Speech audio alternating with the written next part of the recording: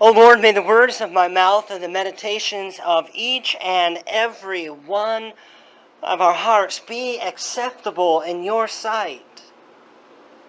For you are our rock, and you certainly are our Redeemer.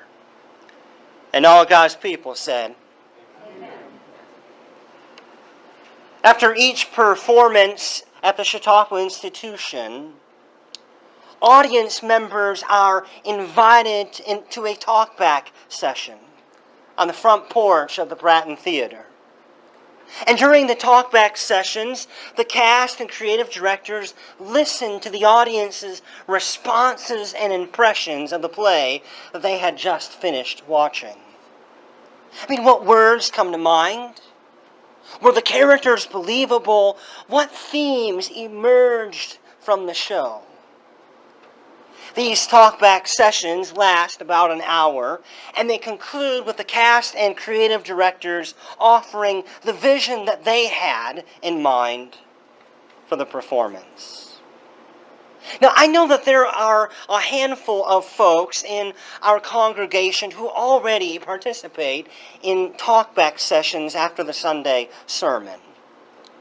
But I wonder what would happen if each of us somehow were able to be a part of a small talkback session where we could converse and be in dialogue with the gospel. A safe place to reason out our thoughts aloud and to hear how the Holy Spirit may be nudging ourselves or another. Such a talkback session could be held by anyone who has a few minutes. It doesn't have to be an hour. And virtually it could happen anywhere. In the hallway, under a shady tree, over a cup of coffee, a bowl of ice cream, or even on your front porch. In her book, Performing the Word, Jana Childers suggests that there are plenty of parallels between preachers and actors, and that the two of them should probably intermingle and learn from each other. I promise my aim is not to entertain you this morning so that you come back next week. I just hope you come back next week. And it's not my responsibility to make you laugh until your sides hurt or to reduce you to a puddle of tears by tugging on your heartstrings. I have no desire for my name to be in marquee lights or to have my own star on the Hollywood Walk of Fame. Instead, I want to perform my task as the preacher well, helping to form you into deeper disciples of Jesus Christ. To open up Luke's script and to invite you to participate in a talkback session. Luke begins the scene off stage by narrating that Jesus and his disciples went on their way.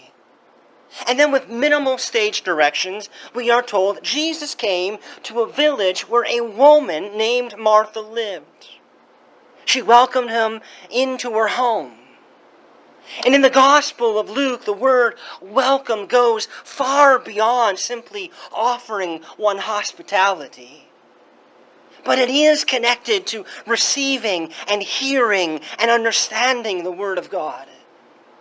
And such a distinction places Martha's name alongside the likes of old Simeon from the temple and the now redeemed tax collector Zacchaeus. This is a lovely scene that beautifully fades into the next as we learn Martha had a sister named Mary who sat at the Lord's feet listening to what he said. There are bound to be folks insistent this morning that Jesus is breaking the rules. He's breaking the rules by allowing women to learn at his feet. But this so-called rule that Jesus is supposedly breaking doesn't come into effect for another 175 years. And when it does, it is a belief that is held by only a minority of Jewish rabbis. But regardless, we, the audience, should have expected that Luke would cast a woman in the scene for today.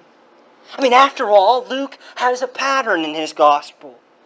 He alternates stories between men and women, men and women, men and women. And last week, Luke featured a man. And so this week, Luke features not one, but two women who step out onto the stage. Now, I'm told that a good play is one that has tension written into the script.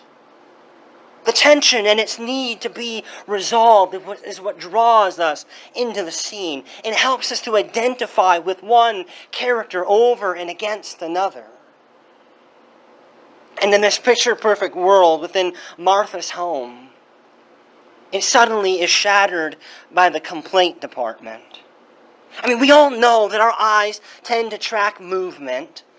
And as Martha stomps across the stage, she asks, "Lord, don't you care that my sister has left me to do the work by myself?"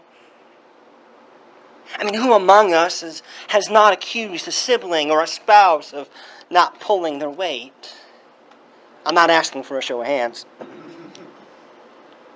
And I'm convinced that the only line in Scripture that my son has memorized in the Bible are the 5 words Martha says to Jesus, "Tell her to help me." Even from our seats, we can see the anguish show through Martha's makeup. I mean, we can hear the mutiny in her voice, the same one that was uttered by the disciples to Jesus on the sea. "Don't you care?" I mean, we might even admit that our hearts sank with Martha's when Jesus said, "Martha, Martha, you are worried and upset about many things, but few things are needed. Really, only one thing is needed." This morning, I read this passage as the father, raising a daughter to believe that she can be and do anything that she puts her mind and heart and effort towards. And so I admit that I find Jesus' response to Martha not only odd, but deeply troubling. Does Jesus have a double standard? Are men and women supposed to respond to the gospel differently? For example, when Jesus addresses males, we usually find some form or fashion of a command to put their faith into practice. And yet Martha is singled out and practically given the exact opposite command. Now, before I continue down this dangerous road, I have to make a quick couple of comments off to the sidebar. First, it should be noted that Jesus never wrote a gospel. The words that he purportedly said have been written down by someone else well after the fact. And second, even gospel writers like ourselves have their own biases and issues to work through. Apparently, Luke is concerned by strong, boisterous women in positions of leadership within the Christian community. Luke has no problem understanding women as being followers and disciples and supporters of Jesus, but he does seem to struggle to place women on equal footing as leaders within the church. So when I question Jesus this morning if he holds the double standard, I'm really asking, why does Luke treat women so differently than men? For example, in the Gospel of John, women are featured prominently. Throughout John, women are free to speak with Jesus with ease. In John 11, we encounter Martha and Mary following the death of Lazarus. And Martha speaks several times and listens to Jesus reveal that he is the resurrection and he is life. Mary even lifts up her voice and says, "Lord, I wish you had been here, then my brother would not have died." And then we find her just a chapter later in John 12. We find Mary pouring perfume on Jesus' feet and wiping them with her hair. But in Luke's script, As in our passage today, women are often silenced. Throughout much of Christian history, Martha and Mary have been pitted against each other, which I think is a fascinating thing, because in the Old Testament there seems to be an absence of Jewish women attacking and going after one another. The predominant view of this scene has functioned, I think, as Luke has intended it, by lifting up the submissive and complacent and passive Mary as the hero that we are all to emulate, at the expense of cutting Martha down, a woman who acts with a sense of urgency and agency and purpose. In the late 1200s to the early 1300s, Mr. Eckhart argued that Martha was the more mature spiritually of the two sisters, of the one who has learned through experience how to be active and still in essential communion with Christ. Others have argued or suggested that Mary is simply a mere novice in the contemplative life. But I really find Barbara Reed's question one that provokes a lot of thought. Barbara Reed asks, what if Mary and Martha, instead of being pitted against one another, were portrayed as mutually supportive of the other? This is one of those great kind of questions that could generate some fascinating conversations and dialogues and even a talkback session or two. When the spotlight shines brightly on Jesus, he says to Martha, "You are worried and distracted by many things." In the Greek, the verb used in the script by Luke for worry has the notion of a disturbance made by a crowd. This goes beyond an individual worry typically cast as house chores, sweeping the floor, washing the dishes, preparing dinner. The conflict is something that has the whole community in an uproar, or at least this is how Luke would have his audience believe. We hear Jesus deliver his lines to Martha, but few things are needed. Really, only one thing is needed. And Mary, she doesn't say a word. In fact, we might even be tempted to forget that she is even in the scene, which may be why I love the commentary that John Calvin provides when he writes, "We should not imagine that Mary intends to sit at Jesus' feet forever. Her choice may be the good portion, but it is not the whole."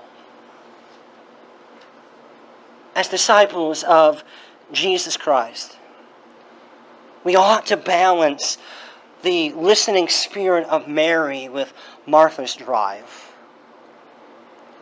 And in this place, I have no doubt that we have folks who are richly and diversely gifted for ministry. And it has nothing to do with one's gender. One of the most powerful messages that I take away from this morning is that even when the gospel is suppressed, the good news still gushes out, reaching and calling women and men alike to all forms of ministry for Christ. This morning, as I anticipate the curtain to close, may we with complete freedom choose the better part that Christ invites us to today. May we rejoice with Mary of old that this will not be taken from us. And as Martha and Mary take their bow, let us meet on the front porch for some conversation and much needed dialogue. I offer this to you this morning in the name of the Father and of the Son and the Holy Spirit. And all God's people said, Amen.